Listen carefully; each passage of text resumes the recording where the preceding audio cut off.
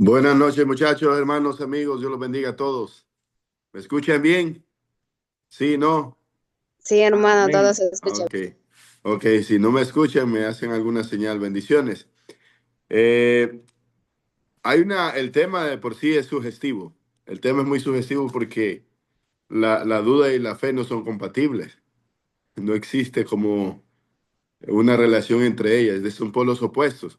Sin embargo, la poca fe crea dudas. El apóstol Pedro, estando en el mar cuando se estaba hundiendo, le dice el Señor, hombre de poca fe, ¿por qué dudaste? Entonces, a medida que tenemos más fe, pues las dudas se disipan. De hecho, también el ejemplo de aquel padre que tenía un hijo con un espíritu inmundo y se revolcaba y le dice, ¿tú crees? Le dice el Señor y le dice, sí, pero poquito. Ayúdame a mi incredulidad. Entonces, la duda es parte de la naturaleza humana y muchas veces se construye a partir de las experiencias del pasado. Es decir, cuántas veces nosotros oramos, pedimos, suplicamos y como que Dios no responde. Entonces, muchas veces también la duda no nace en la negación de la existencia de Dios. Es decir, no es una cuestión ontológica en el sentido de que Dios no existe. La mayoría de los cristianos está convencidísimo que Dios existe. El asunto está en que tenemos una duda de su carácter. Hay una diferencia entre la duda de su existencia y otra duda de su carácter. ¿Y por qué? Porque no creemos que Dios vaya a bendecirme a mí. No creo que Dios me va a dar a mí su cobertura, su amor, su gracia. Entonces, yo sé que Dios está, pero no quiere decir que está para mí. Entonces, y ese es el asunto que nosotros como cristianos tenemos. Es diferente a la falta de fe de un incrédulo, de un ateo, que no cree en Dios, por lo tanto no puede esperar nada de algo que no existe. Sin embargo, nuestra duda, nuestra incredulidad es más subversiva, es abrasiva, porque no solamente reconoce que Dios existe, pero lo pone en un contexto de o Dios no sabe lo que está haciendo o es malo.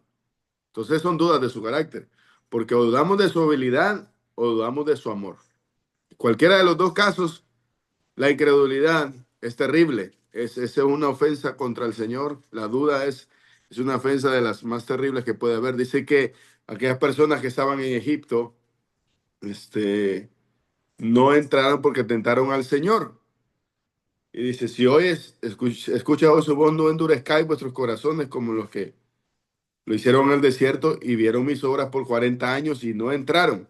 Entonces, ese es el punto. Cuando nosotros tenemos dudas, estamos diciéndole, o Dios es completamente incompetente para guiar mi vida, no sabe lo que está haciendo, o Dios es una persona malvada que no hace lo que yo necesito que haga. Y por lo tanto, pues, es la lucha que nosotros tenemos como cristianos. Cuando yo iba desarrollando mi crecimiento espiritual, una de las cosas que he aprendido es que nosotros usualmente tratamos de acallar esas voces de dudas que tenemos en el corazón. Nunca las expresamos, no se lo decimos a los hermanos. Es una cuestión como tabú, nos da temor ser juzgados. Si usted tiene fe, hermano, la verdad que yo no creo que Dios me saque de esta situación. Uno no habla así, uno no dice esas cosas, pero en el fondo la siente en el alma, la siente en el corazón, en la incertidumbre. Entonces, por ese mismo miedo a ser estigmatizados de que somos incrédulos, faltos de fe, muchísimas veces nosotros pues no expresamos lo que sentimos. Yo tengo algo que decirte. De todas maneras, Dios ya sabe cuando tienes incredulidad. Él lo sabe. Él sabe cuando tienes duda. Él sabe cuando yo tengo duda. Él sabe cuando tengo miedo. Él sabe cuando no tengo miedo. Él sabe cuando estoy triste. Él sabe cuando estoy deprimido. Sabe cuando estoy enojado con Él. ¿Cómo, hermano? ¿Usted ha estado enojado con Dios? Sí, muchas veces. Yo he sido como Jonás. Está enojado, Jonás, hasta la muerte. Hasta la muerte. Que si me pincha no me sale sangre. ¿Y por qué estás enojado con Dios? Porque tengo una concepción de Él que, que espero que Él haga lo que yo quiero y asumo que lo que le estoy pidiendo es correcto, es objetivo, es saludable. Pero mis caminos no son sus caminos, ni mis pensamientos son sus pensamientos. Por lo tanto, entonces trato de tener a Dios en ciertas categorías completamente humanas y Dios no es así.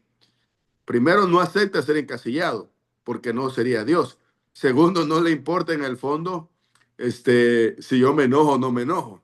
Es como cuando un papá o tu papá te castigaba y te decía, o no te castigaba, simplemente tú llegabas, "Eh, yo quiero unos zapatos nuevos, es lo justo, es lo que anhelo, es lo que necesito". Y él decía, más adelante, todavía te aguantan eso, todavía están buenos. Entonces, ¿cómo reaccionabas a esa respuesta? Enojado, triste, no te sentías amado, reaccionabas, pero no quiere decir que cambiara la posición de tu padre, porque él sabía lo que era mejor para ti. Entonces, bajo esa perspectiva, Dios también sabe lo que es mejor para nosotros y no se va a explicar con nosotros, ni va a bajar del cielo y decirnos, mira, es que todo lo que estoy haciendo es por tu propio bien. Déjame te explico con plastilina. Es como que tratáramos de decirle a un niño de 3 años que tiene que estudiar mucho porque la universidad es importante. No importa todos los conceptos, ideas que tú quieras decirle al niño, a él no le interesa, no está listo para esa conversación. Así como nosotros no estamos listos para tener una conversación con nuestro Señor. Decía López Quitas, ¿cómo quisiera estar entre aquellos que os soportan tu ocultamiento porque les interesa más conocerte que comprenderte? La fe no requiere de comprensión, requiere de confianza. Es decir, no se trata de que Dios te explique un concepto teológico de cómo es Él, porque no lo vamos a entender. Dios es inescrutable. Entonces, la fe es aquello que está, estoy aquí porque confío en Dios, no porque entiendo todo lo que hace, no porque entiendo sus designios, no porque entiendo hacia dónde me lleva, simplemente confío que es el capitán del barco de mi vida. Decía Tomás de Aquino, para el que cree, ninguna explicación es necesaria, pero para el que no cree, ninguna es suficiente. Entonces, no importa la cantidad de información que Dios pueda darnos, si ya estamos decididos a no creer en su carácter de amor, en su capacidad de guiarnos, entonces siempre estaremos enojados, juzgando y dudando de lo que Dios va a hacer con nosotros. Y yo quisiera que nos enfocáramos en un ejemplo que Lucas, de manera extraordinaria, como es un escritor audaz con un pincel, con una pluma de esas destacadas en donde nos hace reflexionar bajo esa misma óptica. Lucas tiene esa habilidad de contarnos una historia, de decirnos, mira, este es un mal ejemplo y este es un buen ejemplo. Y el mal ejemplo debería haber sido el buen ejemplo y el que no esperaba que fuera el buen ejemplo vino a ser un ejemplo extraordinario de fe. Porque la fe es sencilla, hermanos. La fe no intenta sobornar a Dios porque entiende que no puede. La fe no intenta coaccionar ni manipular a Dios. Simplemente acepta, asume todo lo que Dios hace precisamente en certidumbre. ¿Qué es la fe? Es la certeza de lo que uno espera. O sea, una certeza es una afirmación absoluta en el corazón de que algo va a ocurrir. El cómo no importa, pero va a ocurrir. Dios nos ha dicho que nos llevará al cielo. No sabemos cómo será el camino, pero no hay duda que así será, si somos fieles, si permanecemos en su palabra, si permanecemos unidos al Señor. No me dice cómo me va a llevar en el desierto, pero me va a llevar en el desierto. Y dice, y si pasares por las aguas, no te negarán. Es decir, Él me está diciendo, vas a pasar por las aguas. La fe entonces no es no tener dificultades, es confiar en que cada dificultad Dios está a mi lado para sobrepasarla. Y si pasares por el fuego, no te quemará ni la llama arderá en ti. En el Evangelio según San Lucas, cuando se da el anuncio del nacimiento de Zacarías, perdón, de Juan el Bautista, hijo de Zacarías y de Elizabeth, ese anuncio se da a una persona profundamente religiosa, a una persona que era un sacerdote. Era alguien que se supone debía inspirar fe y confianza al pueblo. Y la escritura empieza diciendo en el capítulo 1 del verso 5 del Evangelio según San Lucas. Hubo en los días de Herodes, rey de Judea, un sacerdote llamado Zacarías de la clase de Abías. Había 24 órdenes sacerdotales o divisiones sacerdotales. De esas 24, Abías era el octavo. De los 4 hijos de Aarón, 2 murieron, Nadán, Abiú. Y es curioso que en el Éxodo son los primeros en ser invitados a la asamblea del Señor con 70 ancianos, con Moisés y con Aarón. Y Tamar y Eleazar no fueron invitados. Y aún así es la manera que Moisés nos introduce estos nombres y también nos hace reflexionar en lo que ocurrirá después. Ellos vieron la majestad de Dios, la grandeza de Dios, la manifestación poderosa de Dios en el monte de Sión, el monte Sinaí, perdón, en el monte Oreb. Y estando en esa manifestación gloriosa, ni siquiera cambió su perspectiva de la santidad de Dios y ofrecieron un fuego extraño. Entonces, la fe, hermano, no requiere de ninguna demostración ni de ninguna señal. Pero ¿qué querían los judíos? Los fariseos. Los judíos demandan señales, pero no recibirán otra más que la señal del profeta Jonás. Y entonces era de la clase de Abías, de las clases del total número 8. Su mujer era de las hijas de Aarón. Ambos, quiere decir, eran levitas. Era sacerdote él y se llamaba Elizabeth. Ambos eran justos delante de Dios y andaban irreprensibles en todos los mandamientos y ordenanzas del Señor. ¿No les parece curioso, hermano, que un hermano puede ser profundamente religioso, puede ser profundamente irreprensible, puede tener un carácter que no tiene mancha, que tiene buen testimonio de las personas y aún así tener falta de fe? ¿No les parece eso una contradicción o una paradoja extraordinaria? Porque nos describe el carácter de Zacarías y nos describe el carácter de Elizabeth. Andaban ordenadas en las ordenanzas y mandamientos del Señor de manera impecable. Hay hermanos que no faltan a las reuniones de la iglesia, no faltan a las reuniones de Zoom. Están siempre los miércoles, los viernes, los sábados, los domingos en cada actividad de la iglesia, en las oraciones, en los devocionales, en los cultos. Son participativos. La pregunta es, ¿esto es una señal de fe?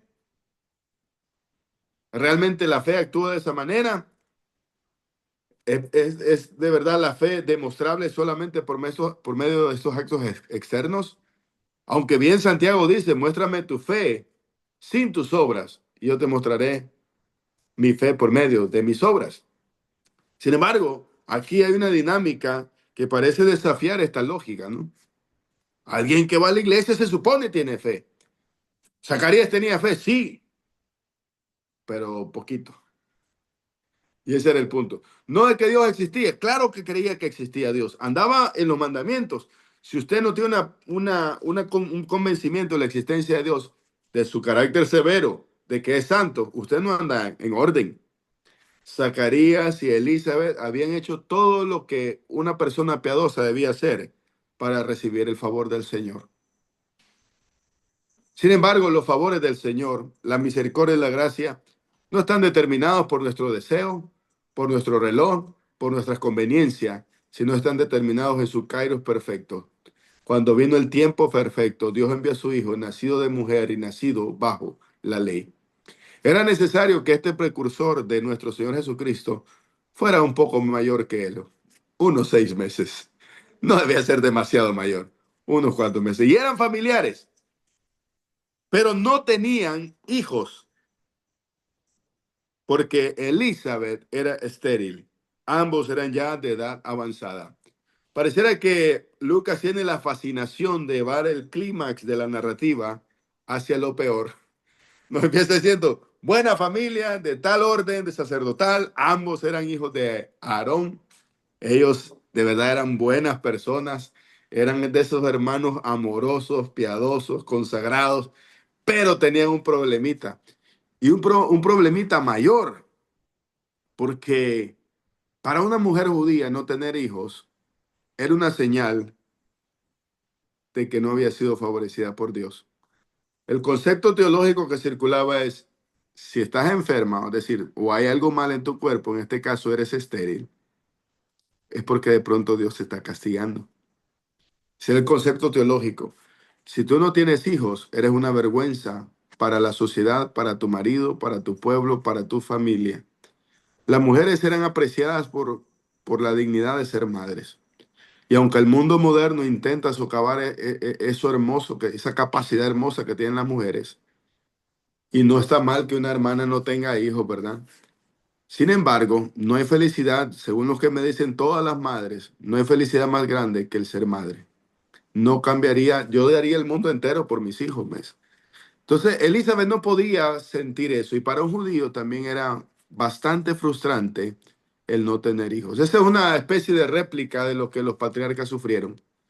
Los patriarcas tendían a ser viudos y tendían a tener esposas estériles.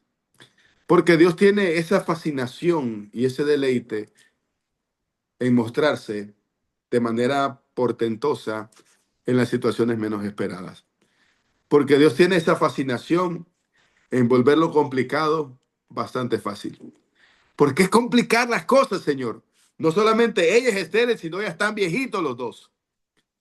Bueno, para colmo de cosas, ¿no? Pero son piadosos. Entonces, aquí hay una contradicción. Si alguien en la iglesia es piadoso, es fiel y está pidiendo algo a Dios, como tener un hijo o como recibir una bendición, un trabajo. Señor, solo quiero un trabajo. Trabajar, tú dices que es bueno.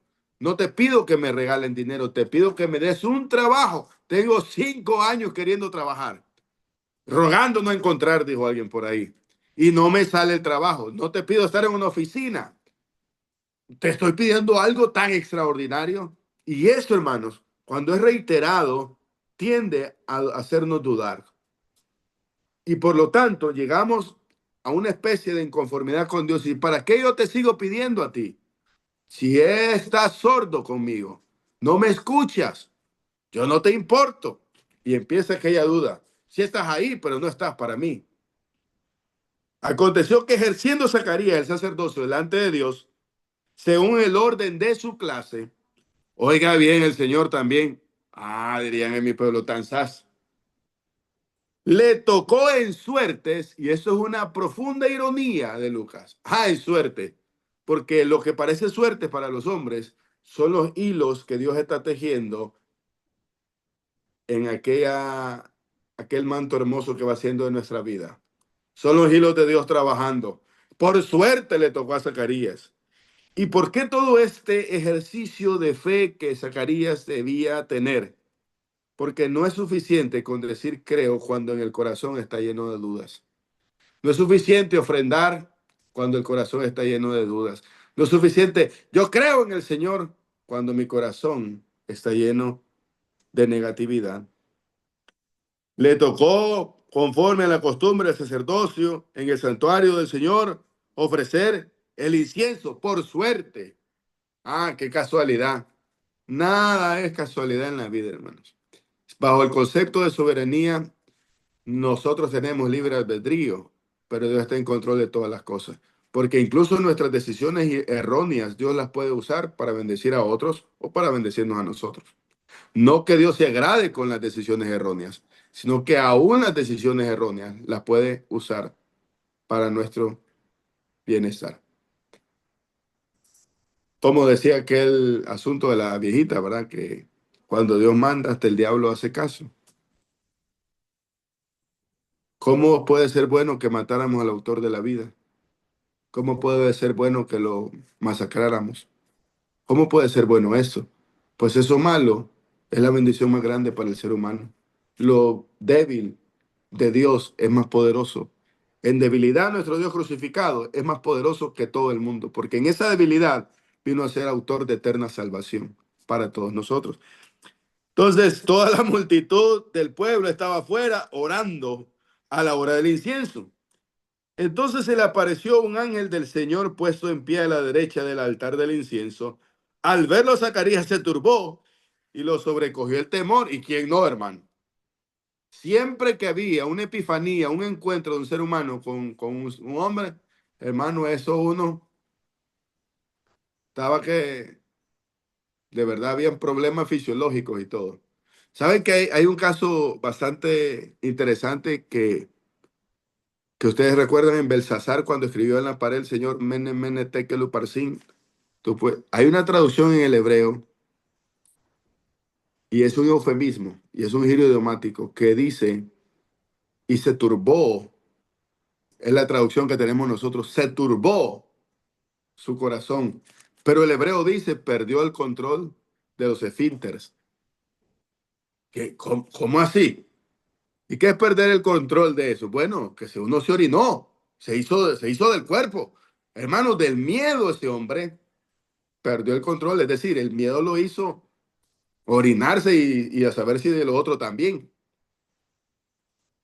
Entonces, la Biblia tiene una manera bastante irónica de recitarnos las cosas. Obviamente no es el caso de Zacarías, eso aparece allá en el ejemplo de Belsasar.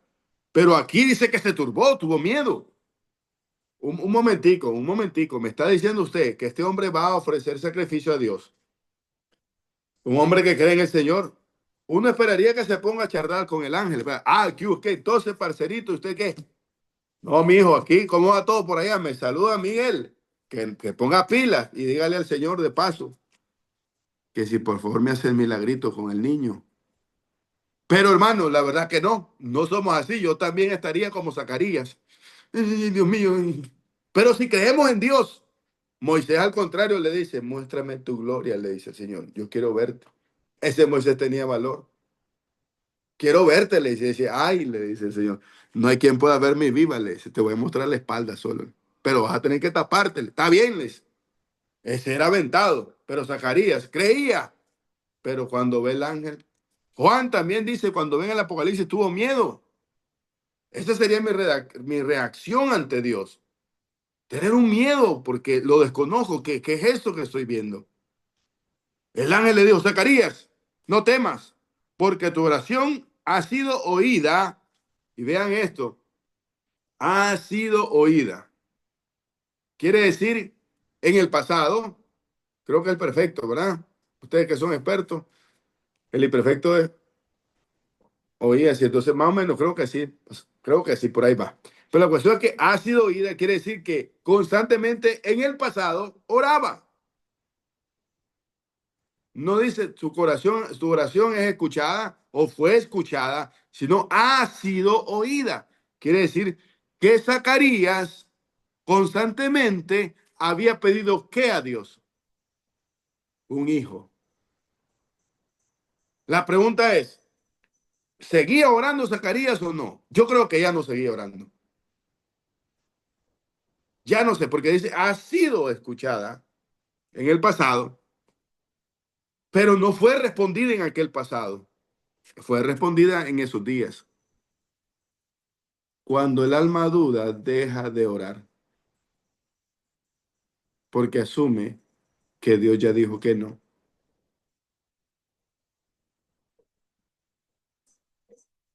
La oración de fe debe ser persistente. La fe debe ser persistente como la vida. Hazme justicia, hazme justicia, hazme justicia, hazme justicia, hazme justicia, hazme justicia. Está siempre gozoso, orar sin cesar, de gracias en todo, porque esa es la voluntad de Dios. Persistente, pero Zacarías ya se había dado por vencido. Ya estoy viejo, se me pasó el tiempo, se me pasó la edad, mi esposa es estéril. ¿Por qué habría el Señor de esperar tanto para bendecirme? Seguramente se había resignado, ¿no? Y la duda nos resigna, hermanos. Ya no quiso nada el Señor, se acabó. Tu mujer Elizabeth dará a luz un hijo y le pondrás por nombre Juan. Tendrá gozo y alegría y muchos se regocijarán por su nacimiento, porque será grande delante de Dios. No beberá vino ni sidra y será lleno del Espíritu Santo, aún desde el vientre de su madre. Hará que muchos de los hijos de Israel se conviertan al Señor. Y está el ángel, asumo Gabriel, ¿verdad? El ángel emocionado contándole la historia. Hermano, si yo te voy a dar una historia que tú has estado esperando por tanto, una noticia que tú has esperado por tanto tiempo, yo me emociono también. Imagínate que tú estás esperando una casita. Señor, no te pido una casita grande, solo unos 3,000 metros cuadrados, que tenga unas 5 garajes, con unos 5 carros. Y supongamos que Dios te la da. Y me dice a mí, dile al hermano Jorge que, Leo, yo hermano, hermano, aquí tengo la llave. Voy contento del hermano decirle. ¿Cuánto más el ángel? Que el ángel tiene certeza, el ángel no tiene fe, porque el ángel ve a Dios cara a cara. La fe es la certeza de lo que se espera y la convicción de lo que no se ve. El ángel no tiene fe conceptualmente. El ángel ve a Dios, lo alaba, lo glorifica. Entonces, tiene una certidumbre absoluta porque lo ve, lo ha visto, lo conoce, habla con él y va emocionado a decirle a Zacarías, el hombre que se supone está elevando incienso al Dios de Israel. El hombre que se supone es el sacerdote, el guía espiritual en ese momento de la nación. El predicador que se para en el púlpito. Hermano, tengamos fe. y su vida está llena de dudas y su corazón destrozado. Esa es la paradoja del ser humano. Esa es la paradoja del predicador que le grita a la iglesia con entusiasmo: hay que tener fe. Pero en la oscuridad de la noche tiene miedos y dudas porque se siente indigno o tiene temor o porque los precedentes lo han hecho pensar de que lo que pide no ha sido avalado por Dios y no vale la pena. Eso somos nosotros. Eso era Zacarías. Y si a ti como predicador no te ha dado una crisis alguna vez en la vida, o estás nuevo, o estás nuevo, o todavía no te ha golpeado la vida como usualmente lo hace. ¿Y a qué crisis me refiero? Al hecho de que llega la turbación que ni siquiera sabes si lo que pides es correcto. Y empieza el razonamiento teológico, pero es que tal vez no estoy pidiendo conforme a la voluntad de Dios, pero es que tal vez estoy pidiendo para mis deleites, que puede ser cierto, pero es que tal vez, pero dice la Biblia que el Espíritu Santo corrige las oraciones y empiezan las elucubraciones teológicas y empiezas a decirte por qué posiblemente Dios no te está respondiendo, cuando deberías tener la fe de soportar su ocultamiento, porque Dios es un Dios que hay que buscar y no te va a parecer aquí charlemos. Ven, tome su tacita de café y le explico qué es lo que estoy haciendo. Uno está orando, el Señor Jesucristo intercediendo y es nuestro intermediario, nuestro mediador. Y a veces el jefe dice no, o más luego. Sin embargo, la fe es lo que me diga es lo mejor. Lo que me diga es lo mejor. La fe entonces no es solo para mover montañas. Se requiere a veces más fe para no moverlas, porque hemos entendido que no vale la pena mover la montaña. Mejor la escalamos, la rodeamos. Si tuviera fe, dice, dirías, no está diciendo que lo hagas, dirías a esta montaña. Hermanos, y yo me pregunto, si yo tuviera la fe de trasladar los montes, ¿y para qué los voy a mover? Si Dios ya los dejó ahí, soy más sabio yo que Él. Seguramente Pablo podía sanarse a él mismo el aguijón de la carne, pero su fe lo llevaba a no actuar por su propio mérito ni por su propio beneficio, sino a rogar a Dios. Señor, yo puedo hacer esto por mi cuenta, pero es lo correcto. Si eres el Hijo de Dios, di esas piedras que se conviertan en pan. Yo puedo comer hacerlo, le dice el Señor Jesús, pero no es correcto anticiparme a la providencia de Dios. No solo de pan vivirá el hombre, sino de toda palabra que sale de la boca de Dios. Bueno, le da la gran noticia, ¿verdad? E irá delante de él con el espíritu y el poder de Elías para hacer volver los corazones a los padres. Estaba predicando el ángel, ¿verdad? Y a los hijos y de los rebeldes a la prudencia de los justos para preparar al Señor un pueblo bien dispuesto. Él se lanza acá el discurso, ¿verdad? Conmovedor el ángel. Zacarías le preguntó, ¿y cómo yo tengo pruebas de esto? Say what? Dice el ángel. ¿Cómo le dice el ángel? Dame pruebas, le dice. Excuse me, le dice el ángel porque hablaba inglés. Excuse me. Sí, le dice. Dime, ¿cómo sabré que esto es cierto? Porque yo soy, viene la lógica humana. Yo estoy viejo y mi mujer es de edad avanzada. Yo soy viejo y mi mujer es de edad avanzada. Y pues lo mismo está diciendo, los dos somos viejitos. ¿Sí o no?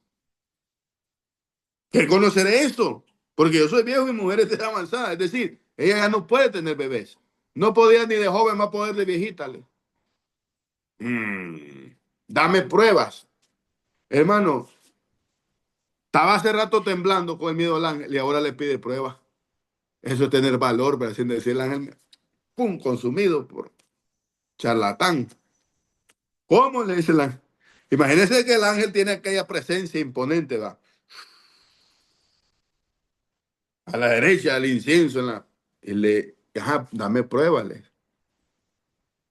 dame señales. Yo no sé si Zacarías podría comprender lo que estaba pidiendo y a quién se lo estaba pidiendo. Hermano, si me aparece un ángel y me dice, lo voy a bendecir y va a tener un hijo. Pero viene con el pan debajo del brazo porque plata no hay. No, le dice Zacarías, ¿y qué voy a hacer? Es que conocer esto.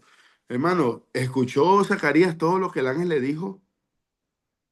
Que va a ser grande, que va a esto, lo otro. Eso lo estaba. Oigan a mi tío, yo voy a ser papá. Si ya estoy viejito. ¿Quién se rió del Señor? Sara, ¿verdad? Eso es tener valor, hermano. Que voy a tener vieja, yo voy a tener deleite a mi edad. ¿Cómo le dice Dios? ¿Te reíste? No, no, no, no, me he reído. Vas a ponerle risa a tu hijo ahora. Para que de aquí en adelante te acordes que quién es el que te hizo reír es el Señor. Como un juego irónico ahí, ¿verdad? Cada vez que lo miraba, risa, se acordaba de Dios. Risa, Gisag es risa, risa, risa. Respondiendo el ángel le dijo, yo soy Gabriel. Se presenta, estoy delante de Dios y he sido enviado a hablarte y darte estas buenas nuevas. Ahora, por cuando no creíste en mis palabras, las cuales se cumplirán a su tiempo, quedarás mudo y no podrás hablar hasta el día en que esto suceda. Hermano, y para un predicador que no puede hablar, hermano, lo mató. Para un sacerdote que no puede hablarle, lo mató. Si a nosotros nos encanta hablar. Y había una situación aquí. Según número 24:6, el sacerdote después de quemar el incienso debía decir una bendición. ¿Se acuerdan ustedes de esa bendición? Que el Señor te bendiga y te guarde, haga resplandecer su rostro sobre ti y tenga misericordia. Y tenga misericordia, el Señor te demuestre su rostro, te conceda la paz. Hipócrita, tú no crees en esas palabras, ¿cómo se las dices al pueblo? ¿Por qué? Porque tú le acabas de decir al ángel que te probara que Dios había alzado su rostro sobre ti. Le acabas de pedir al ángel que demostrara que Dios te daría paz. Le acabas de pedir al ángel que te diera pruebas de la bendición de Dios. Es una bendición que se fue ordenada por Dios, que habla del cuidado, la misericordia y del carácter de Dios para su pueblo. El levantar el rostro significaba entonces, y volver el rostro, alza su rostro sobre ti, significaba entonces que uno tenía el favor del Señor. Una frase que dice, levanta tu cabeza y tus ojos seguirán. ¿Por qué, hermano? Tú eres escudo alrededor de mí, eres mi gloria y el que levanta mi cabeza. Que el Señor levantara su rostro al pueblo en la cultura hebrea era un acto de suprema bendición y de providencia de Dios. ¿Cómo Zacarías iba a tener el descaro de decir eso cuando le acaba de decir al ángel, aprobame eso? O sea, tú no lo crees, pero lo dices cada vez que estás ahí enfrente del pueblo. Tú como predicador no lo crees, pero te atreves a pasar a decir que Dios te bendiga, cuando no crees que Dios te puede bendecir a ti mismo. ¿Cómo le das la bendición a otros si crees ni a ti mismo te va a bendecir? Págame, le dijo. Mudo, porque usted no merece hablar. Y mis palabras se cumplirán. Hermanos, y algo muy impactante. ¿Crees tú en Dios? Sí, pero poquito. No importa, Dios te va a bendecir. Y esa es la hermosura de su carácter. Porque aunque Zacarías no creía, Dios lo bendijo igualmente. Mis palabras se cumplirán. ¿Cuántas veces te ha pasado, hermanos, que tú ya dejas de esperar por aquello que has orado? Y Dios dice, ahí te bendigo igualmente. Ahí te doy también esa bendición. Porque el amor de Dios no se trata de tu fe, sino de quién es Él. No se trata de cuánto crees, sino cuánto Él te ama. Y Dios amaba a Zacarías. Y aunque su fe había declinado y se había debilitado y había dudas en su alma, Dios no necesitaba de una fe fuerte. De hecho, dice, si tuviera fe como un grano de mostaza. Aunque estaba ahí que se moría, el pábilo que humeare no apagará el Señor, ni va a quebrar la caña cascada. Ahí estaba Zacarías con dudas, siendo un líder en la nación. Mano, yo voy a hacer mi catarsis. A veces, como líderes, uno no sabe cómo vamos a hacer. A veces hay tantas dificultades en la iglesia y no sabemos. Y simplemente a veces no queremos pensar, ay, hay que pagar el arriendo, ay, que el edificio, ay, que se dañó el techo, ay, que una hermana está sin trabajo, ay, y ay, y ay, y ay. Y no sabemos. Y a veces yo mejor ni pienso. Y no sé qué voy a hacer. A veces en la fe digo, ese chicharrón es tuyo, no es mío. En paz me acostaré o yo no me voy a dejar de preocupar. Pero a veces la duda, hermano. Y cuando se trata de mi propia familia, enfermedades, tribulaciones, angustias. Ay, Señor, ay, Señor, ay, Señor, ay, Señor.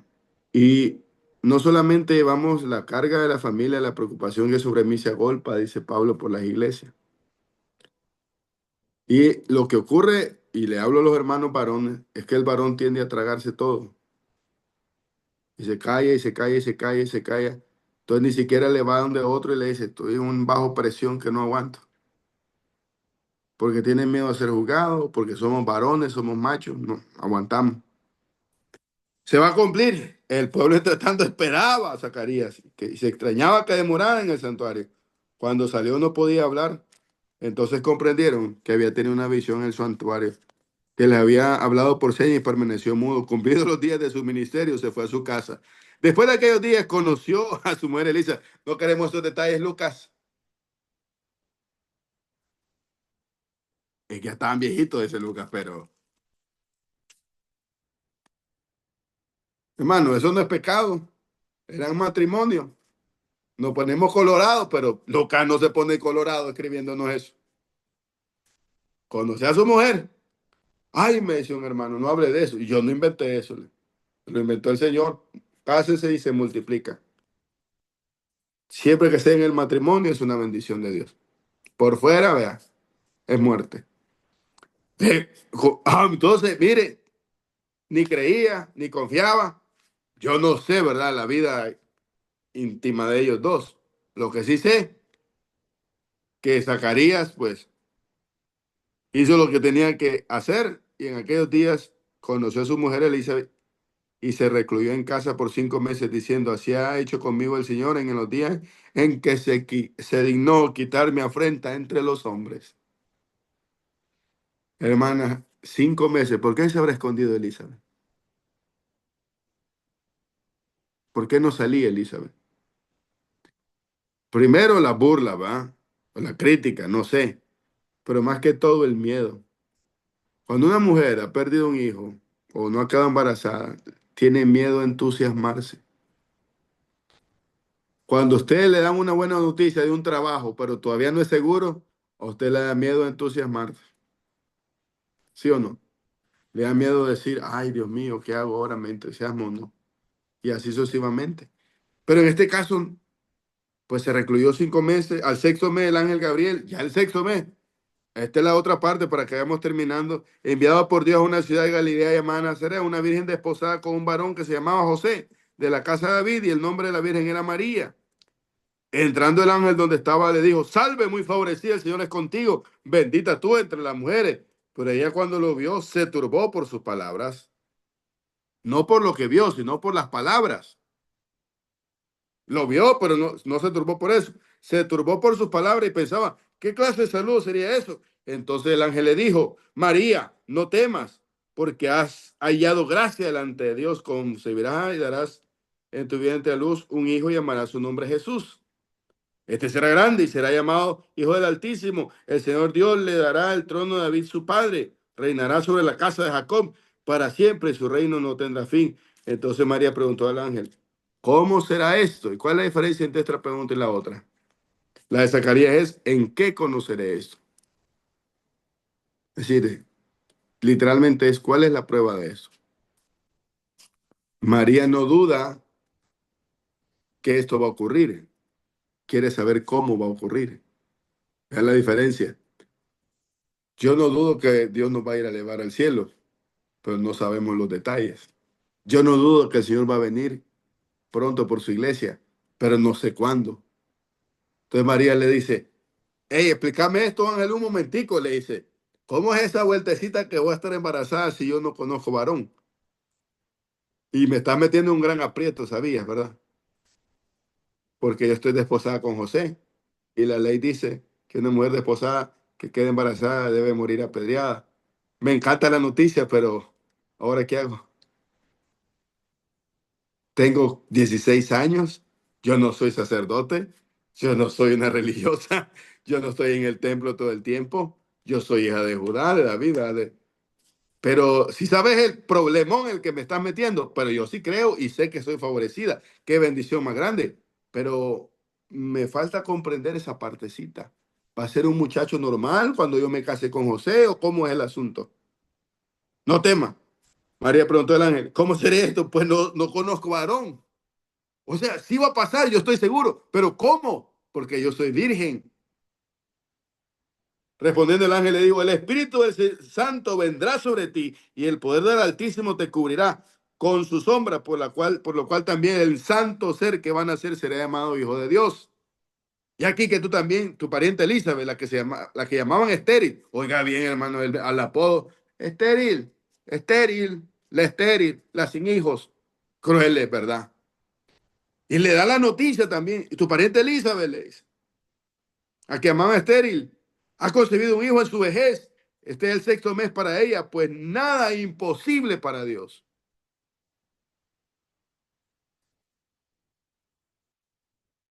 Nuestra relación con Dios es la segunda parte del tema. Hermanos, la religión es lo que nosotros expresamos de manera externa a nivel colectivo, pero la espiritualidad es nuestra relación personal con Dios.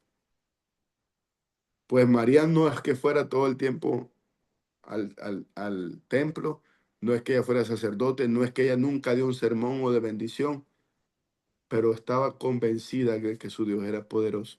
Y no tenía ninguna duda de que Dios estaba con ella. Entonces María dijo, he aquí la sierva, la esclava del Señor. Hágase conmigo conforme a tu palabra. Y el ángel se fue de su presencia. Llega y va donde Elizabeth. Y las palabras que se llama el Magnificat son palabras de fe profunda de parte de María. Engrandece mi alma al Señor y mi espíritu se regocija en Dios mi Salvador, porque ha mirado la bajeza de su sierva. Pues desde ahora me dirán bienaventurada todas las generaciones, porque ha hecho grandes cosas el poderoso. Santo es su nombre y su misericordia de generación en generación a los que le temen. Hizo proezas con su brazo, esparció los soberbios en el pensamiento de sus corazones, quitó de los tronos a los poderosos y exaltó a los humildes. A los hambrientos colmó de bien y a los ricos envió vacíos. Socorrió a Israel su siervo, acordándose de su misericordia, de la cual habló nuestros padres para con Abraham y su descendencia para siempre.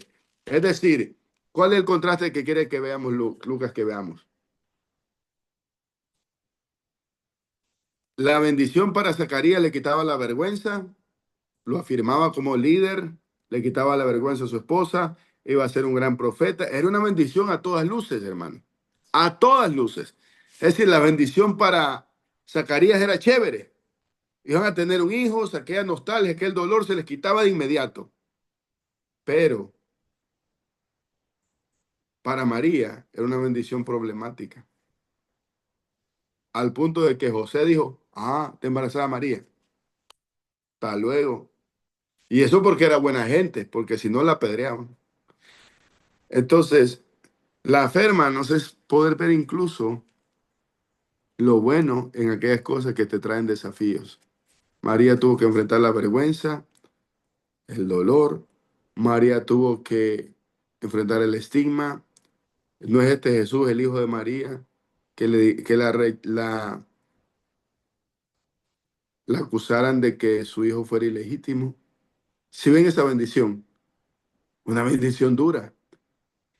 Tanto así que Mateo en la genealogía incluye a cuatro mujeres con escándalos sexuales, y la quinta es María. María tiene un escándalo sexual, no porque fuera culpable como las otras, sino que siendo inocentes llevó ese estigma de haber sido infiel a José. Pero ella dice, engrandece mi alma al Señor y mi espíritu se regocija en Dios, mi Salvador. Y no solamente eso, sino también tiene que sufrir toda la vida del ministerio de Jesús. Que se lo mataran, al punto que Simón le dice, una espada atravesará tu misma alma. Y se lo dice cuando lo está presentando en el templo a su niño pequeñito. Tiene que ver, yo sí creo que ya estudiamos eso, tiene que ver que los magos le regalan tres cosas: oro, incienso y mirra. Y la mirra era para embalsamar. Y una vez yo creo que les dije a ustedes, es como que si alguien te regalara oro, incienso y un ataúd. Aquí le traigo el oro, el incienso y el ataúd para su hijo, yo, porque se lo van a matar, para que ya sepa. Ese regalo era extraño, pero anticipaba que Jesús había nacido para morir. Pero la María, la muchacha joven, la que tal vez no era tan religiosa, creyó de que todo era para bien, aun cuando ella misma tuvo que sufrir lo indecible. Y esa es la fe. La fe, como decía Kierkegaard, Soren Kierkegaard, es estar en armonía con el absoluto, en fe absoluta, sabiendo que Dios hará conforme a su voluntad y no negándole nada a Dios. Cuando Abraham le dice, sacrifícame a tu hijo, el que ama, hermano, eso escapa de toda lógica. Ningún padre haría tal cosa, a menos que tuviera una fe absoluta en que Dios era capaz de devolvérselo vivo. Imagínense ustedes, hermano, el Señor me mandó a sacrificar a niño. Solo ponernos en ese marco mental. No, Señor, yo no soy capaz. Yo sé que tú existes y todo, pero yo no puedo. No puedo, no puedo, no puedo. Y todavía le dice a Isaac, bueno, y el cordero de sacrificio. Y dice Abraham en fe total, Dios se proveerá de cordero. Y dice la frase al tercer día. Quiero terminar con esta idea. Al tercer día fue cuando vino la vida, en el Génesis 1:13. Al tercer día se dio la ley de Moisés en el monte. Al tercer día es cuando alzó sus ojos y vio a Abraham el sitio donde iban a sacrificar a Isaac. Se llama el Aquidad o el atamiento de Isaac. Es al tercer día que Jonás expulsa al pez. Oh, perdón, el pez expulsa a Jonás de su vientre. Es al tercer día que dice Oseas 6:12, el segundo día el Señor nos destrozará, pero al tercero nos resucitará. Y es al tercer día que nuestro Señor Jesucristo resucitó. Pero María lo cree, sí, porque en el primer milagro de Jesús, María dice, hagan lo que Él les dice, es especial. María nunca lo dejó. Y sus hermanos se le estaban resbalando las tejas a Jesús. Anda a traerlo. Ahí está tu madre y tus hermanos. ¿Quién es mi madre y quién es mi hermano? Y María escuchaba. ¿Qué tienes conmigo, mujer? María lo miraba. Y cuando lo mataron, solo se quedó ella con las otras Marías y con Juan al pie de la cruz. Pero estas palabras marcaron lo que sería su relación con el Padre.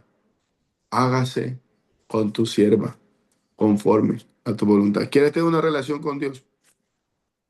Abandónate en sus brazos. Abandónate a su voluntad. Porque en sus brazos y en su voluntad estamos seguros. Y si no sale, pues bien. Y si sale, mejor. Pero en todo caso, es un proceso que el Señor nos va llevando. Y si en este momento estás tu fe un poco débil, tal vez no en todos los aspectos de la vida, pero en uno o en dos, el propósito de Dios es fortalecerlo. Y la única forma de fortalecer la fe es por medio de la espera. La certeza de lo que se espera y la convicción de lo que no se ve. Pacientemente esperé a Jehová y él me oyó desde su monte santo. Que el Señor nos ayude a tener una buena relación con Él y sobre todo, muchachos y hermanos, a confiar y a soportar mientras permanece oculto. Porque un día se va a revelar a nosotros y se va a manifestar. Pero entre tanto que no lo podamos ver, sigamos confiando en Él, porque no hay nada más que lo deleite en su corazón, es que saber que sus hijos creen en su carácter de amor y creen que es tan sabio, tan inteligente y tan bueno que está cuidando de nosotros a cada paso del camino. Cuando dudamos, entonces estamos dudando de ese carácter. Ojalá que Él nos ayude. Sé que te va a pasar esa crisis, sí. ¿Me va a pasar a mí? Sí. Y como que el hermano estaba bien, predicando bien allá la otra vez. Y también ahora lo veo chico palado. Es que la vida es esa. Por eso el Señor nos fortalece y nos bendice con su Espíritu Santo para tener cada día más fe. Así que esos ejercicios que te pone Él a hacer, aprovéchalos y haz que esa fe crezca. Algo podemos hacer nosotros, decirle como lo dijeron los discípulos, Señor, aumentanos la fe. Que Dios los bendiga en esta noche.